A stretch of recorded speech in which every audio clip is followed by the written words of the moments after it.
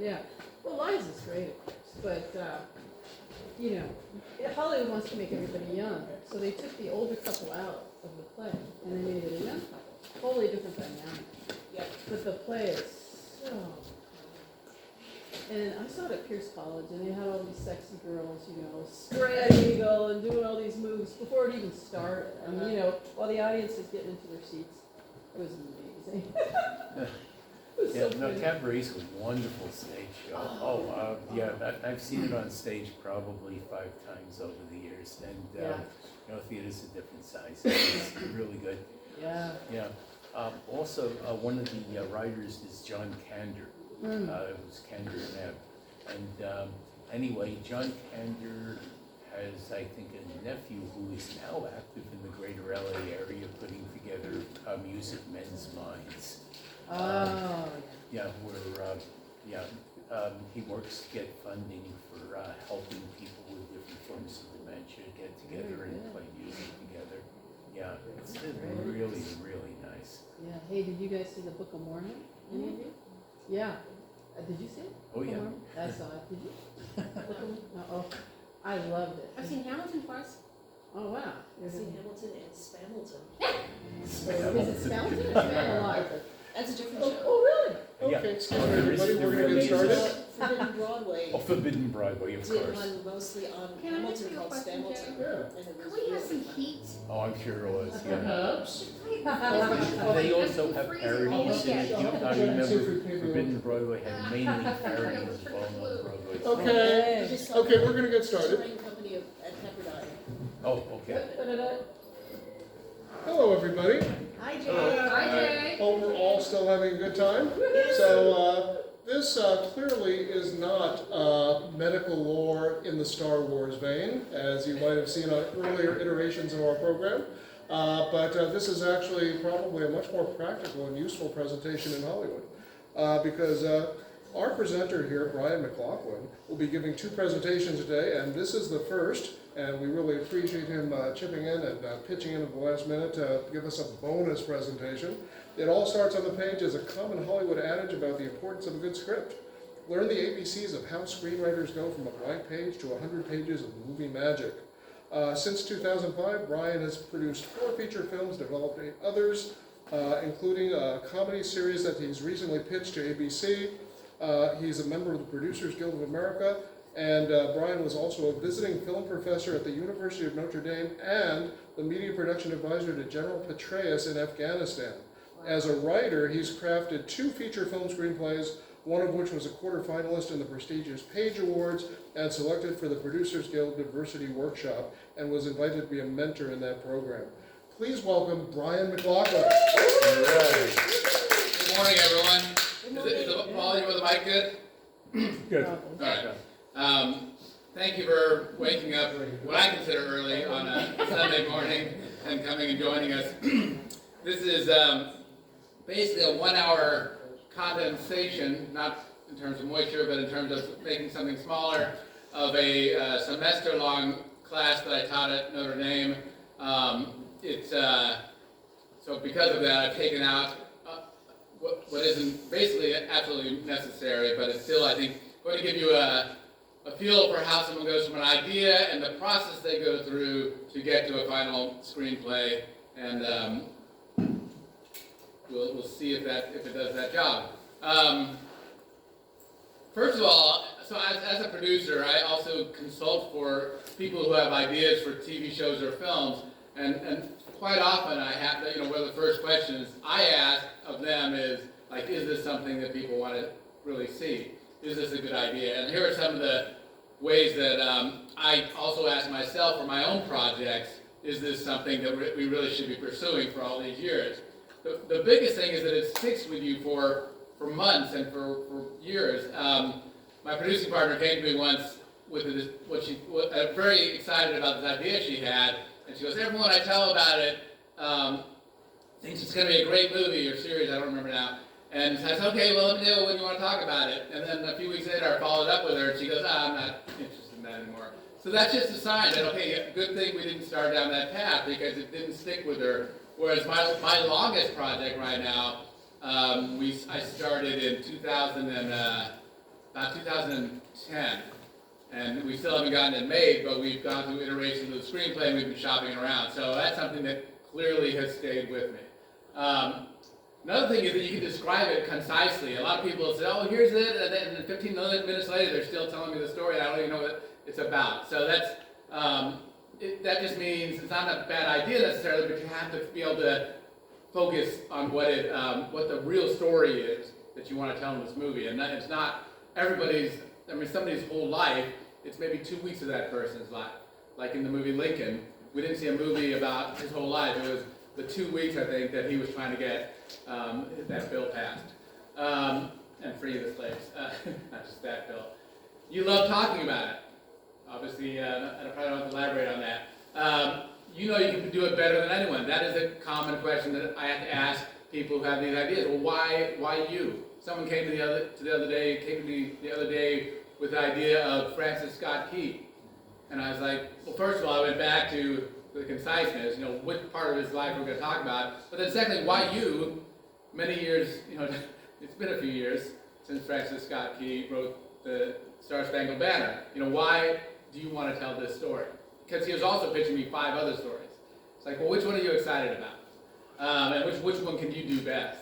And then other people get excited about it, like the one I told my producing partner, and she told people that story, they got really excited about it. She lost interest, but at least that was a sign. And you keep on getting other ideas about it. I'm going to talk over and over again about one of my projects, and I keep on coming up with new scenes and new bits of dialogue and that sort of thing.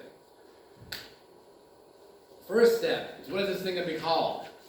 And there are a lot of movies that I think don't do well, or TV shows, because they just give it the wrong title. Does anybody remember The Great Santini from decades ago? Yeah. Yes. It was about a Marine colonel, I think, and his relationship with his son. The title makes you think it's about a magician or something. And I think a lot of people would have loved that movie, but they just didn't go see it because of the title. Barbie, we know what that is. Elvis, some of these other, Cocaine Bear. You don't have to explain anything more about it.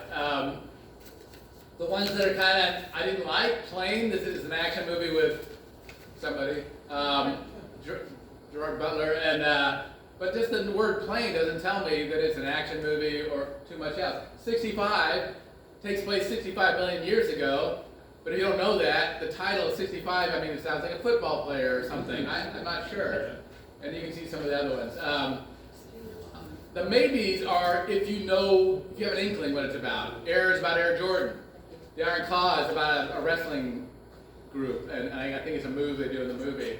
Past Lives is about 2 people's relationship, but including their past lives, and so on. Zone of Interest is an Oscar-nominated film right now about this family that lives outside Auschwitz, I think it is, and I guess the Zone of Interest, I haven't seen it yet, but it's either Auschwitz or maybe it's where they live outside it. So once you know a little bit about it, it can make sense.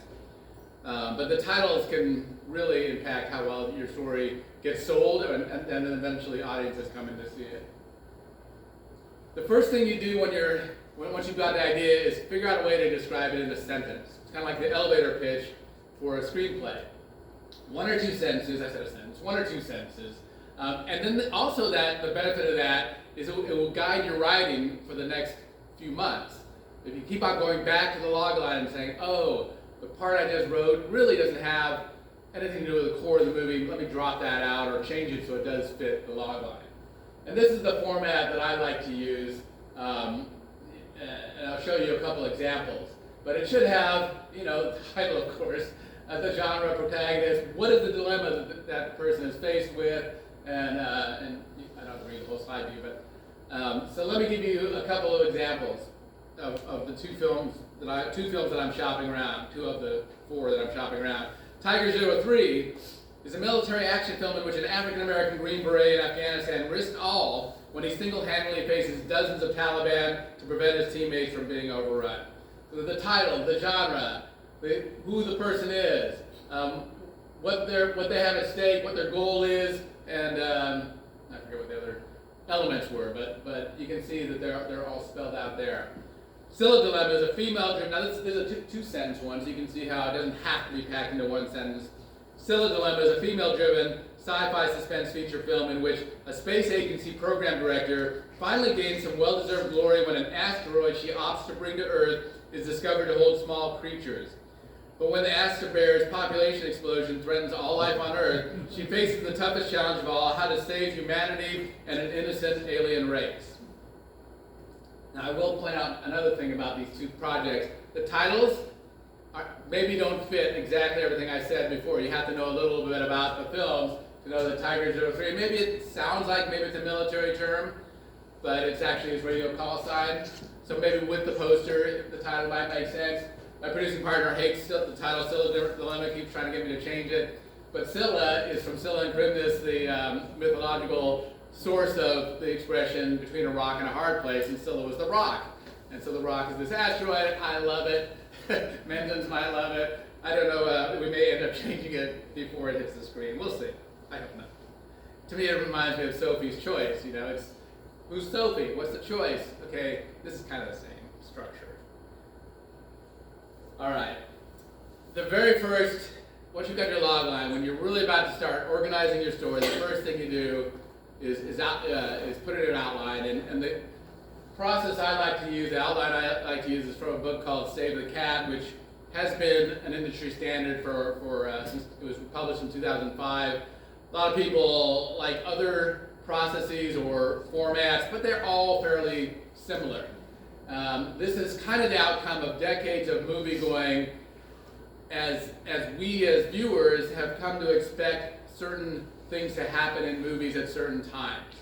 And the person who wrote the book had read so many screenplays, and the successful ones followed this pattern, and the other ones did not. And you know, when you watch a movie and you find that it kind of slows down at a certain point, it's because it doesn't really follow this structure, in my mind, in my observation. So you open, oddly enough, you open with an opening image, but whatever you see first on the screen, and maybe it's half a minute in or something, but it sets up the world a bit. It's kind of the before photo of your story. Somewhere along the way, and I don't see this all the time, but a character states something in passing that turns out to be the theme of the movie. But more importantly, in that first 15, 20 minutes, you're setting up the world, who the characters, introducing the characters, you know, what is their situation. If it's a fantasy or futuristic world, you kind of define some of the rules that are going on. And then something happens, a catalyst, an inciting incident. That's the trigger to the whole movie. And sometimes the main character will leap into action, but generally it's more powerful when that person is hesitant and says, well, I don't know if I want to do this. And they go back and forth. In Still a Dilemma, there used to be a 6-minute scene in a conference room where all the scientists were going back and forth and talking about what they should do with this asteroid, which is currently at the International Space Station. It was too long a scene, and it ended up starting now with her just saying, we've been talking about this for 2 hours. So I cut out 6 pages by just saying that. And so then after this debate, the protagonist says, okay, here's what we're going to do, and makes this choice. And that choice, it's called the break into two meaning act 2, and I'll get into the acts in a few minutes. But that's when the hero leaves the world behind that he or she, well, if you saw Richard's talk last night, they decide, my life has now changed, and I've got to go solve this thing. So Act 2 then starts with, but B story and fun and games kind of alternate through the first half of Act 2. The B story is the emotional path that the protagonist is on. Fun and games is just the story developing along the way, where you throw in all these scenes. I love the accompaniment we get. This way we don't have to miss the other presentation. We get to hear it. So as you go along with the fun and games and the B story, you get to the middle of the movie where the character thinks that they've won. They've got this victory. They don't know that in the morning there's going to be a change of fate. But there is a high point. In Still a Dilemma, it's when the president calls them up and congratulates them on discovering the first alien life. And then they all go out and celebrate. The whole staff of that space agency department. But then, unfortunately, right after that, bad guys start closing in. What happens is with the scientist who stayed back with the Aster Bears is found, well, we see her vomiting and passing out, and she's found in a coma the next morning. So this false victory immediately turns around into something bad. And if you remember these steps as you go to your next movie or watch it on TV, whatever it is, some of these things you'll start recognizing. And if you're programmed for these, like people like me who are in the industry, it can ruin the movie-going experience for you because you start thinking, oh, there's the midpoint. We're about halfway through. I think I can make it without having to pee. You know, things like that. And speaking of that, I had coffee before coming in here, so we're going to have to stick to an hour. And then there's a moment where all is lost. In Scylla Dilemma, that poor scientist, well, actually, the all is lost moment in Scylla Dilemma is when they realize we can't save the Aster Bears, we have to kill them, and they throw the switch. Doesn't ruin this ending for you because more happens after that. The Dark Night of the Soul is when the main character is like walking the alleys at night, you know, thinking, I failed, I'm a loser, you know, the most important thing I have facing me, I can't achieve, and this goes on for a little bit. And then they realize, wait a second, we can win.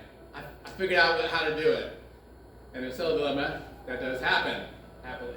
And then you have a finale, which is not just a moment, but it takes place over many minutes. And then a final image, which if you do it, if you have the good fortune and the craft, you can mirror that opening image. So the opening image in Scylla Dilemma is this asteroid going through space, which ends up having these creatures on it. The closing image is them on another rock in space that the scientists have been able to put them on.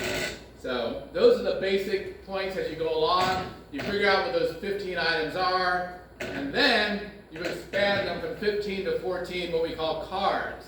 And it's funny because I Zoom with people all the time in the industry, and I'll see on their wall, sometimes I'll spot on their wall these 4 rows of sticky notes, and I'll think they're working on a screenplay. Because that's exactly what they do. They write notes on a sticky note, they write scenes on a sticky note, they put on the wall, and there are 4 rows of them. There are generally 10 cards in each row. Those 15 beats have now been expanded to 40 scenes, basically. And there, you might say, why didn't you say first half of Act 2, second half of Act 2? Why don't you say Act 2 and Act 3? And I'll get to that, I think, on the next slide. At the end of each row, at the end of Act 1, at the midpoint, at the end of Act 2, and then at the end of the story, there's a turnaround. Now, obviously, the midpoint I described to you how to go from a victory to a failure. End of Act 1 is when the protagonist says, okay, I'm going to go do this, and they leave their old life behind and they start the next thing. The end of Act 2 is where they say, oh, I know how we're going to solve this, how we're going to get out of this dark night of the soul, and they go off and they solve the problem. And some people like to color code the characters. I'm too lazy to do that, but it is funny to see them on the wall like that. Here's the Scylla Dilemma board. I'm not going to read all this to you, give away the whole story, but the yellow underlined ones are those 15 beats. And you can see how I filled in with other things. Basically, those other cards are expanding the story. They're building the world. They're showing you the rules of the world. In here, those extra scenes are the fun and games and the B story. And then on the third row, that's where you got the Dark Night of the Soul, where the person's walking around moping, and then, first the bad guys closing in the earlier part, and then the Dark Night of the Soul as they're walking around, I can't believe I failed. And then the reason that you can get the finale into a bunch of cards, you'll see in a minute, there's really a 5-point structure to a finale. On the next slide. So the acts I told you, why are there 3 acts? They're described in many books, and going all the way back to Aristotle and maybe before him. You have thesis, antithesis, and synthesis. So the thesis is the world you live in before all of this happens. And there's a problem in that world that exists. You know, maybe it's tyranny, maybe it's there's no love. You know, you're looking for a love in your life, whatever. Then the world turns upside down because of this inciting incident that I mentioned. There's still that problem. You still don't have the girl or the man, or there's still tyranny in your world, or whatever the thing is. Rocky still doesn't want to fight, whatever that is, but you now have a goal that you're chasing after. And then synthesis and that's why in that middle section does get split into those two halves when you have this false victory and then you go through the downhill slide. And then the synthesis is when you think, okay, I know how to solve this, and you go out there and you solve the problem. The midpoint really is two distinct halves. In Scylla Dilemma, everything is kind of positive. Like the scientists are learning a lot about these creatures. Things are going well. There's some ups and downs. The two sisters, I don't think I mentioned the sister yet, but the two sisters are finally learning to work together again. And then that midpoint happens. The fate turns around, and things go downhill. And there's no turning back. You can't say, oh, this character is not comatose. You have to realize that fortune has turned. And the A and the B stories cross. The A story is your tangible goal. What are we going to do with these creatures we have? And the B story is your spiritual goal. In this story, it's the two sisters' relationship.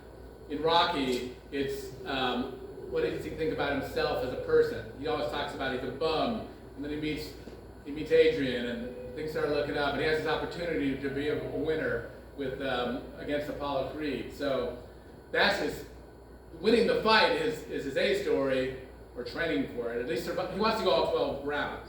That's his goal. That's what he's working towards. But his B story is, I want to feel good about myself. So each film should have something like that. Occasionally you'll have an action movie that doesn't really have a B story, but you get to see Chris Hemsworth fighting for 2 hours, and so that's good enough. But if you really want to have a story with some feeling, have a really good B story, as importantly as an A story. The finale I talked about, rarely will a story, unless it's a true story, but even then maybe you can finesse it, but rarely will someone go and just think, here's the plan, they go do it, and it works. And when that happens, the audience really is going like, that was too easy. I mean, we're happy for them, we're glad they won, but couldn't it have been a little trickier along the way? So what you will see normally is the hero says, okay, I got this idea, and he gets all his buddies together, or in Scylla Dilemma, they run into the lab and they say, we figured it out, and they get their whole team working on the different pieces, and then they execute the plan. But then, like the knight racing up to the tower to save the princess, he gets there and she's not there. The evil king has moved the princess, and that happens with Scylla Dilemma too. The bad Russians. The Russians have this. They're not even bad. But the Russians, for their own motivation, have decided to derail the saving of the Aster bears and take them for their own good and their own benefit. And the heroes are like, oh no, and they're told, leave it, let the Russians do it. They're, no, we can't leave it. And they rally again. They dig down deep. The hero, instead of just taking that loss of not finding the princess in the tower, says, I'm going to go find her. I think I know where she is now. And they rush off and they execute this new plan. In Scylla Dilemma, the Chinese pressure the Russians because they have some sort of, is that what happens? It's been a while. But anyway, the Chinese have a rocket that they're going to get the Aster bears to this rock. No, that was already part of the plan. Anyway, something happened. Now you have to see the movie because I haven't been able to tell you the real ending. But here, the ending has to be, a lot of people, especially with a true story, people are like, well, where do I end it? Where does the story end? Well, the hero's fortune goes from one extreme to another. In the case of Scylla Dilemma, she had not really, her program was kind of failing. The program was to capture an asteroid passing by, and she'd missed 2 already, and thinking her career was like on the edge of ending, and then this other thing happened. But then we had this problem with the Aster bears. But then she solved it, and now she's the big hero. So she goes from kind of a low in her career to an unimaginable high. The final scene has to be the most, and there can be a denouement, but the climactic scene has to be the most emotionally powerful. If you've seen Past Lives, which is one of the Oscar nominees right now, it's a romantic film, it's based on a true story, but there's this scene at the end that just destroys me every time. And it's the most powerful one. I heard the director, the actors talking in the panel, and the actor, the woman lead, the female lead, was just saying, all throughout the shoot, the director kept saying to me, you have to nail this last scene, because the whole film depends on it. And she goes, that was so much pressure, but it worked. And she did, and it's really worth seeing just for that one scene. But the whole movie's very good. And then, plus, it must resolve everything and be believable.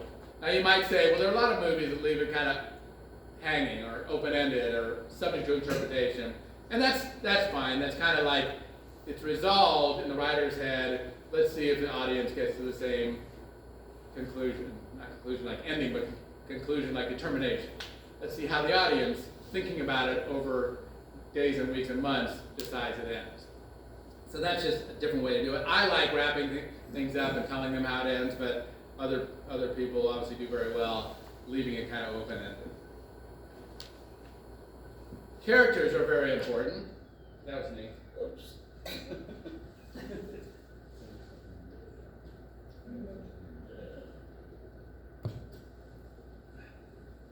That'll take a minute. I'll read it on the screen, and you guys can, we'll catch up with the projector in a minute.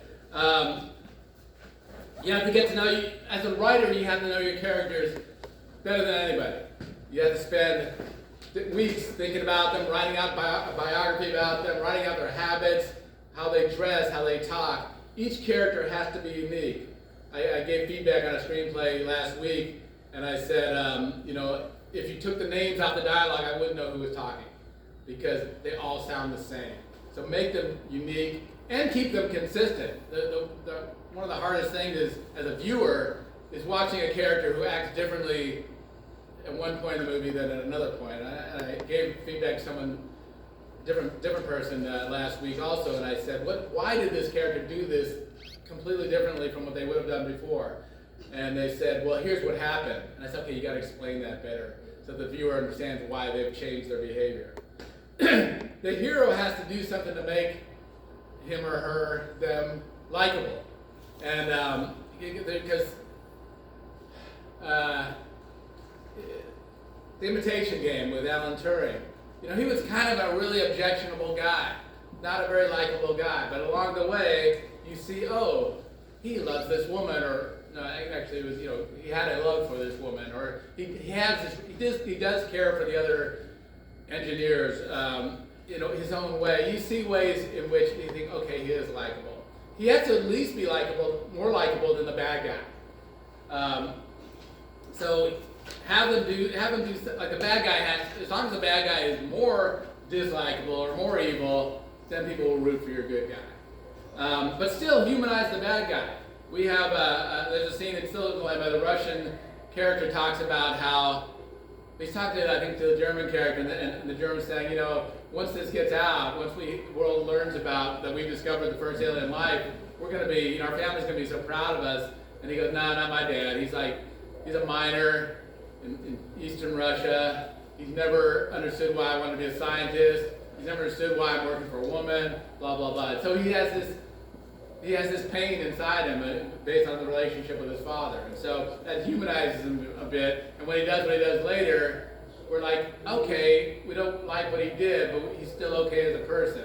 And even in action movies where it's just like that guy has to end up dead at the end, if you can find a way to make them somehow relatable, that death has a deeper feeling for the viewers.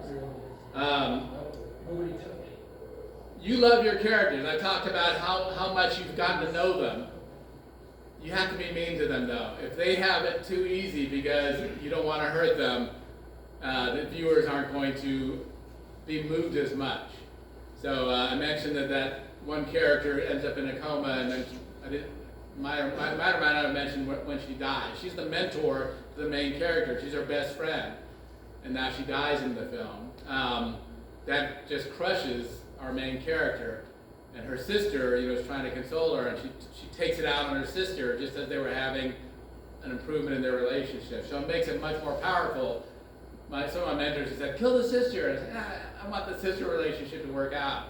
And so I had to find someone else. And you see in Disney movies all the time, Even in children's films, someone dies. Bambi's mother dies right at the end.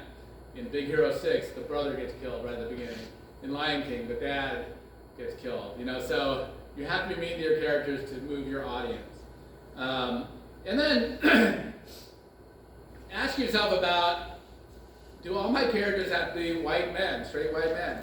The answer is probably no. So think about how you can change around. Still Dilemma started, as I was imagining it, as a male lead, because I'm male, and that's what I thought. And then I said, wait a second, why? And made her a female, and then gave her a sister, which made that whole thing work so much better.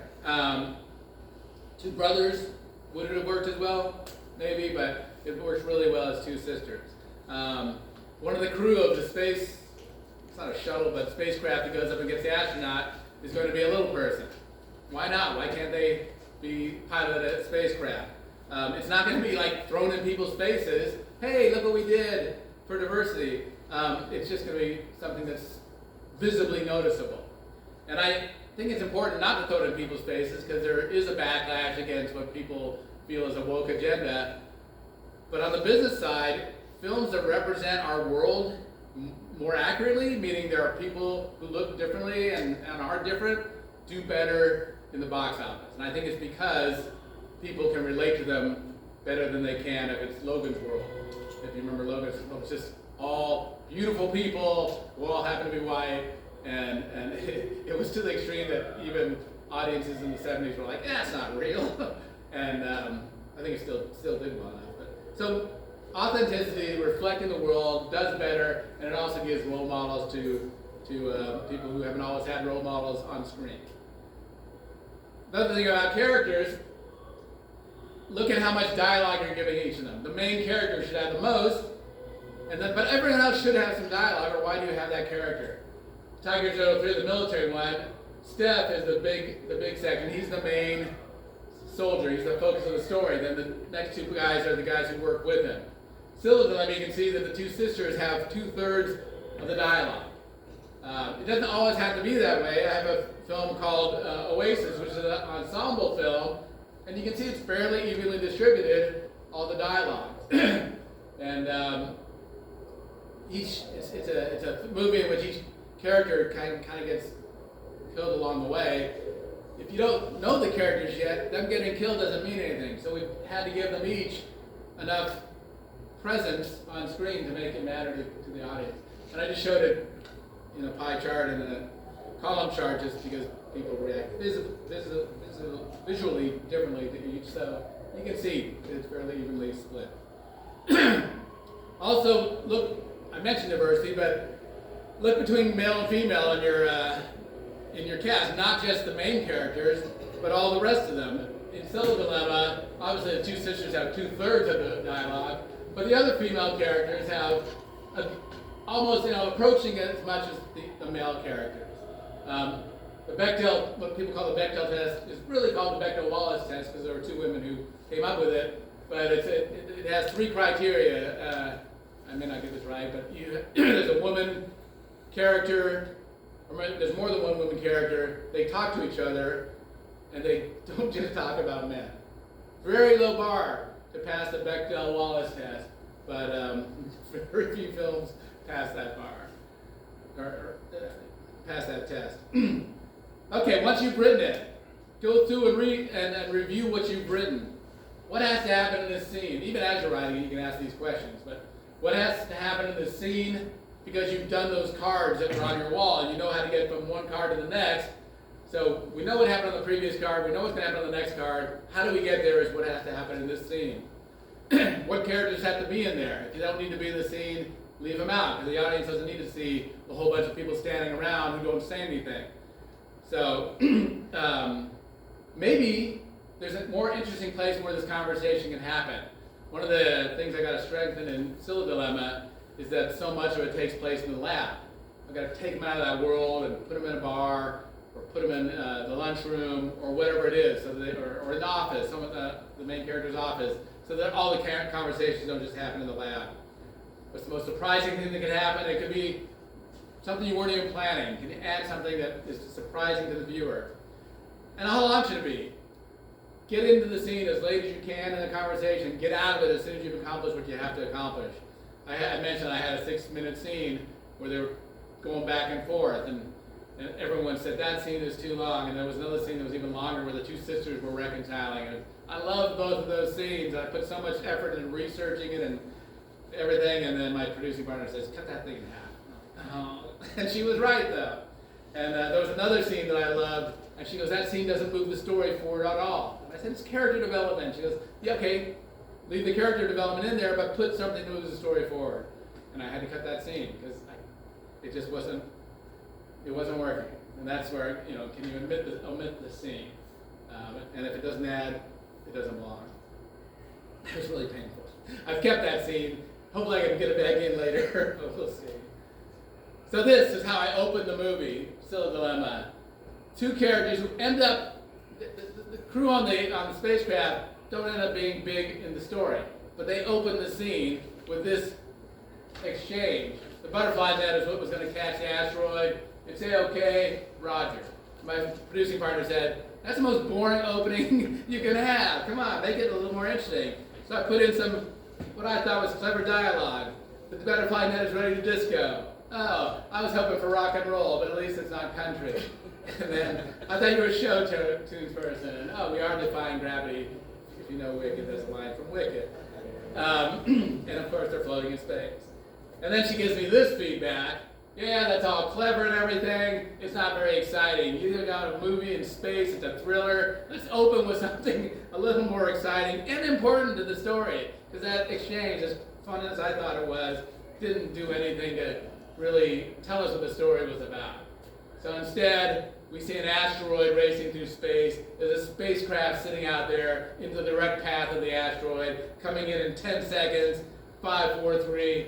That's a more dramatic and exciting entrance. The dialogue isn't fun, but it does build tension, and you open it up, and what you don't see, the very next thing is our lead character trying to reach the spacecraft, going, hello, are you there? What's going on? Because something has happened. And so that is a dramatic entrance, puts us in space, really sets the tone a little better than what I had done. So rewriting is a big part of writing, as I'll get to in a minute. Very important, you have to move your audience. And how do you do that? I mean, so many films so many films do it great. Let's put it in a positive way. How do they do it great? Well, you're excited about this story. You got to communicate to your audience and to the people you're trying to sell it to, why are you excited about this story? One of the ways to move people is to tell them something they already know. The two sisters are what's going to move our audiences when they reconcile. They already know that we should should have a great relationship with our siblings, but a lot of us don't. So the audience can relate to this, even though they know, oh, that is the end goal, maybe, or a lifetime, an ongoing goal. Have great relationships with people close to you. So they recognize that in your characters because maybe they've seen it in their own life or someone else's life. So that's a lot better than a goal that, super rich person is trying to get even more super rich. People can't necessarily really relate to that. It's not going to move them as much. But something that's universal and archetypical, something that people already realize inside themselves, that's what's going to move them. And those emotional peaks are things that maybe they've experienced themselves or seen in their friends or their family. We try, unfortunately, to hold in all our emotions. We don't always wear them on our sleeve and talk too much about them. Have your characters act that same way. When characters are telling you what they're feeling all the time, it doesn't feel real. And there's so many times, particularly in operas, where the characters are feeling one thing or have a goal, but they don't tell that other character. They don't say "I love you," and the audience is going, "Just say it." But we don't talk like that. We don't say those things. So don't have your characters say it. And then the higher the stakes, the more emotional the movement, the feeling is going to be. I mentioned just a second ago, writing is rewriting. So once you've got that first draft, yes, celebrate, go out and have that beer or wine or whatever. But then a couple weeks later, get back into it and start your rewriting. And people hate rewriting because they're like, I just created this thing. Why do I have to change it? It's so great the way it is. But I tell them, you loved being with those characters when you were writing it. It was so much fun being in that world. There's a chance for you to go back and live with them for a while again. And they're like, okay, I can do it. And I have to tell myself that too. One thing I hate as a viewer, and maybe I wouldn't hate it so much if I didn't know about screenwriting, was when the characters are telling us things, saying to each other things that they already know, just so we'll know it. So there was I saw something recently, and he's going, "Come on, you know that my father wants me to be the head of the company." It's like, yes, they're friends. They've been friends for years, their whole lives. He doesn't have to tell his best friend that. His friend knows that, but we didn't know that, and so he's stating the obvious to his friend. It's like, show us in a different way than him just blurting it out very obviously. So find out a clever way to disguise the exposition, or to show it visually, hopefully better than verbally. Spend as much time as you can researching your world. I read a screenplay this week that took place on a submarine, and I was looking at some of these things going, that can't be right. And then I talked to the writer, and he had worked on a submarine. He was, I forget what his job was, but he was, a main, one of the top people on this submarine in the Vietnam War. So I said, so torpedoes really float? Because the bad guys were stealing torpedoes. It was, yeah, they will float for a certain amount of time, and the salt water will eventually break down the seal, and the thing will fill up with water and it'll drop to the bottom of the ocean. But there's enough time for the bad guys to steal it. I'm like, oh, okay. So he knew all that. Chekhov's gun is an expression, when you see something obvious in the background, like a weapon, make sure it comes into play in the story, because the audience is going to see that, and it may not have a spotlight on it, but they're going to go, hey, I wonder what that's there for, or an axe. An axe. I saw an axe in something recently. I'm like, that axe is going to come into play, sure enough.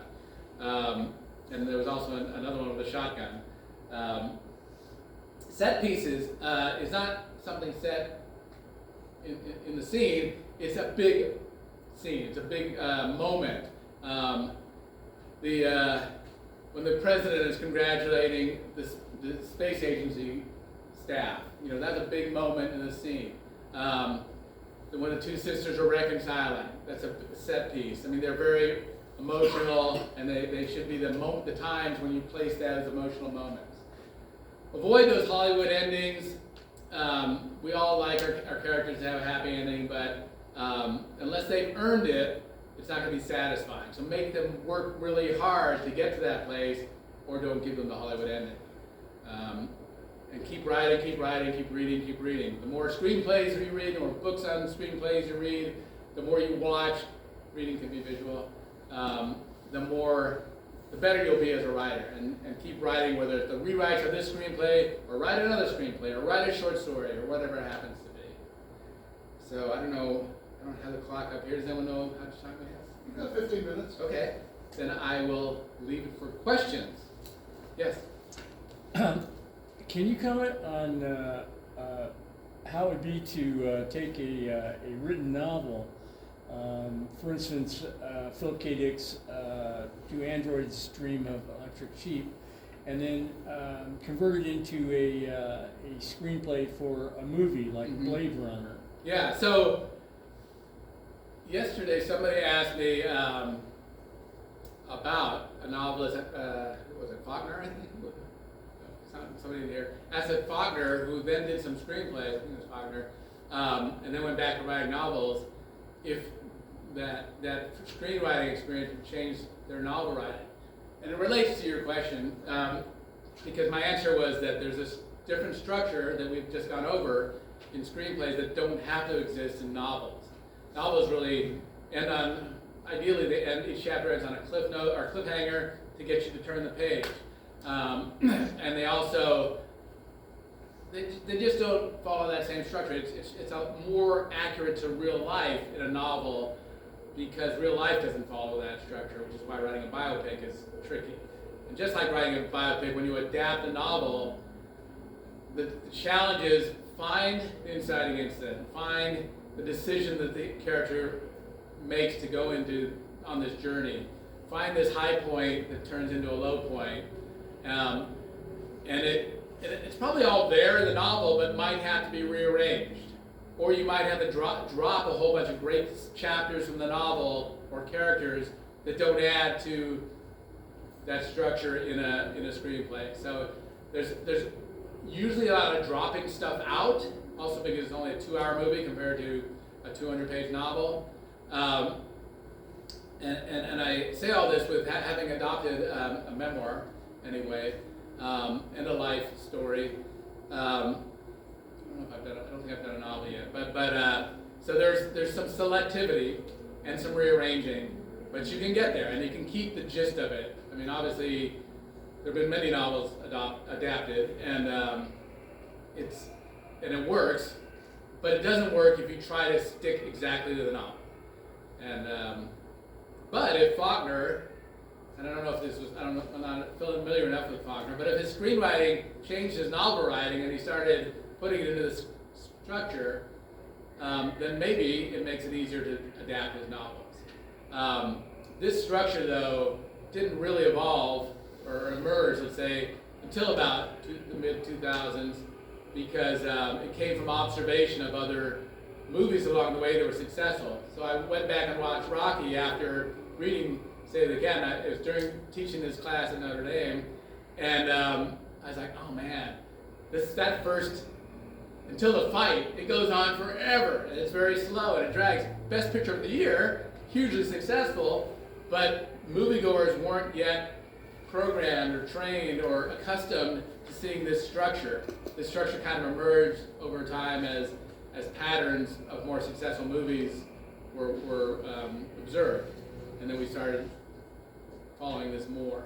So Faulkner back then may not have written it the way it's structured now, and same with Asimov or whoever would have adapted that. Yeah, they changed Blade Runner around Yeah. a lot. A lot of things were changed from Yeah. the book. But And then in the second, I mean, I guess in the sequel that came many years later, decades later, I think that would have been more following this than the first Blade Runner, because that first Blade Runner was so long ago that it probably might have had a longer build-up, if I'm trying to remember right. Well, every once in a while you see a scene that was almost word for word, right? Yeah. And TV is different too. TV doesn't always follow this because the structure of TV is different. You have 8 episodes, 10 episodes, 22 episodes, and the story gets stretched out over that. But then each episode has to kind of follow something like this.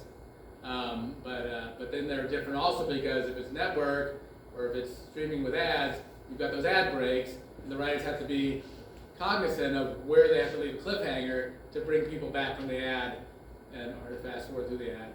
And watch starting the next part of the show, which is tricky for a writer who writes TV because you don't know where your project is going to end up. Is it going to be on an ad-based platform, and is it going to be a platform that has 5 commercial breaks or 3? And so you have to be able to adjust as you go along. Thank you. Yeah. Anybody else?